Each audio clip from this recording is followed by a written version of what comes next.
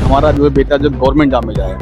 Private कुछ भी करे, लाख 2 लाख कुछ भी दे, बट हमारा बेटा जो सरकारी नौकरी में जाए, भले कम उसको तनख्वाह मिले। तो मैं ट्यूशन के सहारे ही मैं अपना खर्चा निकालता रहा और उसी से मैं फॉर्म भरता रहा उसी से। सर हमारा कहना ये है कि युवाओं को घबराना देखिए बिल्कुल नहीं है। मेरे सामने हम चाहेंगे कि लाख समस्याएं हों, बस ऊपर वाले का भरोसा और माँ बाप के बस आशीर्वाद, उनसे बढ़कर जीवन में कुछ नहीं। उनको मानिए। माँ बाप चाहे जैसे भी हो, लेकिन माँ बाप को हमेशा आंखों पर रखिए।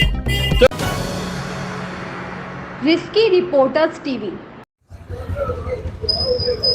उत्तर प्रदेश की राजधानी लखनऊ के बाद रिस्की रिपोर्टर की टीम कानपुर में। नमस्कार, मैं हूं आसुनादी और आप देख रहे हैं रिस्की रिपोर्टर। रिस्की रिपोर्टर आज कानपुर में परमत बाबा के धाम पर आई हुई है और यहाँ के आने का कारण भी था कि हमारे एक मित्र जो हमारे सहपाठी रहे इलाहाबाद विश्वविद्यालय के, उनके बच्चे का मुंडन था। तो मुंडन का भी कुछ फोटोज और वीडियो आपको इसी में देखने को मिलेगा, लेकिन मैं अपने मित्र के जीवन की कहानी इनसे आपको सुनाऊंगा। हरियाणा आओ यार। आशीष शुक्ला जी हैं और इलाहाबाद विश्वविद्यालय से ग्रेजुएशन कंप्लीट करने के बाद आज किस पद पर हैं आप? हम इसमें डिप्टी मैनेजर। किस बैंक में हैं? Central bank of India. Central bank of India में डिप्टी मैनेजर के पद पर हैं और इलाहाबाद विश्वविद्यालय से निकलने के बाद जीवन में इनके कितने संघर्ष थे और उन संघर्षों के बाद में आज इस वहदे पर ये अगर पहुँचे हैं, तो मैं चाहूँगा कि हमारे दर्शकों को जो छोटी सी कोई कांटे मार्ग में आ गए या छोटा सा संघर्ष मिला तो घबरा जाते हैं, ऐसे में चाहूँगा दर्शकों को आप ये चीज़ बताइएगा कि घबराने की आवश्यकता नहीं, बस अपने मार्ग पर चलने की आवश्यकता है। देखिए क्या होता है जीवन आप अपना परिचय देते हुए और स्टार्टिंग से अपनी कहानी बताइए। मेरा नाम है आशीष शुक्ला, सनाफ स्वर्गीय श्री सुरेश चंद्र शुक्ला। जीवन मेरा बहुत अच्छा रहा है, बट अपने फैमिली में सबसे बहुत प्यारा था, दुलारा था मैं अपने फैमिली में। माता पिता के जाने के बाद मतलब क्या ऐसा आया ग्रेजुएशन के बाद में? ग्रेजुएशन करने के बाद मैं अपने गृहनगर कानपुर आया और अपने पेरेंट्स के साथ मैंने अपना साथ में रहा। मैं उनके साथ में 1-2 साल में उनके साथ में रहा। फिर अचानक सडनली वो जो है एक साल के अंदर में ही हमारे दोनों लोग जो है एक्सपायर हो गए। साल भर के अंदर में? बिल्कुल। तो मैं सबसे घर में छोटा था। छोटा बच्चा जो घर में होता है वो सबसे बहुत प्यारा होता है। एक पहला और एक सबसे छोटा। पहला तो ठीक है, लेकिन छोटा सबसे ज़्यादा प्यारा होता है।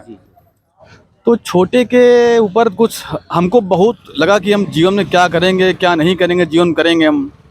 अच्छा, माता पिता के जाने के बाद एक बार आपको ऐसा नहीं महसूस हुआ कि अब अंधेरा हो गया है जीवन में? अंधेरा तो ये तो सबको मालूम होना चाहिए कि माता पिता क्या होते हैं, और उनके जाने के बाद ये सबको महसूस होना चाहिए और होता भी होगा कि बिल्कुल जीवन में अंधेरा होते ही होता है। फिर हम बहुत निराश हो गए, त्रस्त हो गए, क्या करें। ऊपर से मैं बीएससी हूँ, वो भी 3rd क्लास रहा हूँ। सेंट्रल यूनिवर्सिटी थी, यूनिवर्सिटी ऑफ इलाहाबाद। हमारे माता पिता को बड़ा गर्व था कि हमारा बेटा जो है यूनिवर्सिटी ऑफ इलाहाबाद से ग्रेजुएट हुआ है। उनको नहीं मालूम था कि मैं 3rd क्लास हूँ, कि मैं 2nd हूँ, कि मैं 1st क्लास हूँ। बस ये था कि मैं पास आउट हुआ हूँ बस मैं वहाँ से। तो बड़ा मुझे लगा कि नहीं यार, उनका एक ये भी सपना था कि हमारा जो है बेटा जो गवर्नमेंट जॉब में जाए। प्राइवेट कुछ भी करे, लाख 2 लाख कुछ भी दे, बट हमारा बेटा जो सरकारी नौकरी में जाए, भले कम उसको तनख्वाह मिले, नौकरी उसकी सिक्योर होनी चाहिए। तो उसके दम पे हमने फिर पढ़ाई शुरू की और समाज में लोगों ने बहुत कुछ हमको कहा भी कि ये ऐसा है, बिगड़ रहा है, ये कर रहा है, वो कर रहा है। समाज ने काफ़ी, अपने लोगों ने हमको काफ़ी कुछ कहा। हमको आर्थिक समस्याओं से आप कितना जूझे? उनके जाने के बाद हमारे पास कोई भी बैकअप नहीं था। मैंने ट्यूशन पढ़ाए, इवन मैं एक दुकान पे बैठने की मैंने कोशिश भी की कि मैं दुकान में बैठ के अपना कुछ खर्चा वहाँ मिलने लगे। तो हमारे कुछ जो दोस्त यार थे उन्होंने हमको सपोर्ट किया, बोलते नहीं यार। तो मैं दोपहर का खाना मैं उनके यहाँ खाता था और शाम का खाना तो बस ऐसे ही घर पे बन गया तो बन गया, क्योंकि घर पे उसमें कोई था नहीं मेरे यहाँ, मैं पूरा अकेला।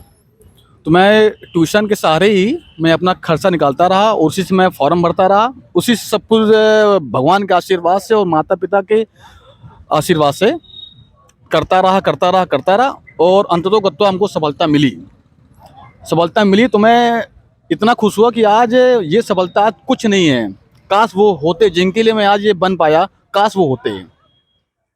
आज सब कुछ है मेरे पास, बस वो नहीं है मैं जिनके लिए ये सब करना चाहता था।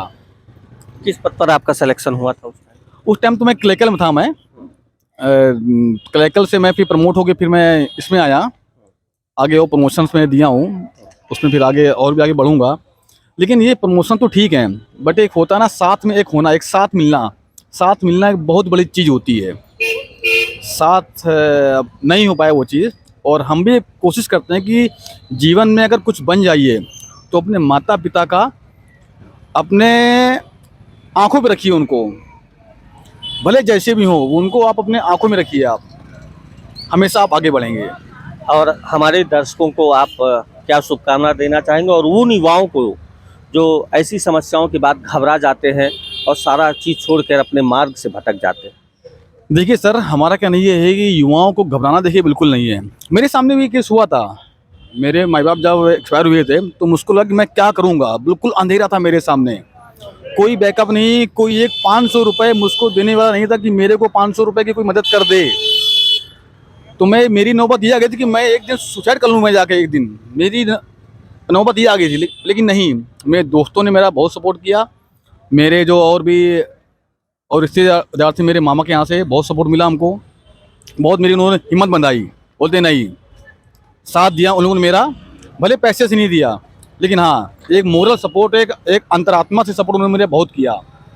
तो हम चाहेंगे कि लाख समस्याएं हों, बस ऊपर वाले का भरोसा और माँ बाप के बस आशीर्वाद, उनसे बढ़कर जीवन में कुछ नहीं, उनको मानिए, लाख कुछ भी हो आपके साथ। और हमारी माता जी कहा करती थी कि नियत साफ हो तो बरकत होगी। जीवन में हमेशा जो ईमानदारी से रहिएगा, चाहे पैसे से हो या किसी के साथ कुछ भी काम कर रहे हो या धंधा कुछ भी हो, नियत साफ रखिए, बरकत आपकी होगी। आप आशीष शुक्ला जी को सुन रहे थे, जिन्होंने संघर्षों के साथ में एक बहुत बड़ा मोटिवेशन भी दिया है आज की युवा पीढ़ी को कि माँ बाप चाहे जैसे भी हो, लेकिन माँ बाप को हमेशा आंखों पर रखिए, क्योंकि जब तक माँ बाप होते हैं तब तक आपको पीड़ा लगती है, आपको बंधन लगता है, आपको लगता है कि किसी ने कोई है जो आपको रोक रहा है। लेकिन सच्चाई ये है कि माँ बाप का रोकना ये आपका सौभाग्य है कि आपको रोकने वाला कोई है, आपको समझाने वाला कोई है, आपको मारने वाला कोई है, फटकारने वाला कोई है। ये सत्य है। उनके जाने के बाद में आपको, और आप छोड़ दीजिए, उनके जाने के बाद में आपके पीठ पर थपकी देने वाला और आंचल में सुला लेने वाला कोई नहीं मिलेगा। तो उनका आशीर्वाद लेकर और संघर्षों को चुनौती समझकर फिर जाना, मंजिल निश्चित है आपको मिलेगी। लेकिन मंजिल मिलेगी तब जब इस वीडियो को अधिक से अधिक लाइक, शेयर, सब्सक्राइब करना नहीं भूलेंगे। जय हिंद, जय राष्ट्र।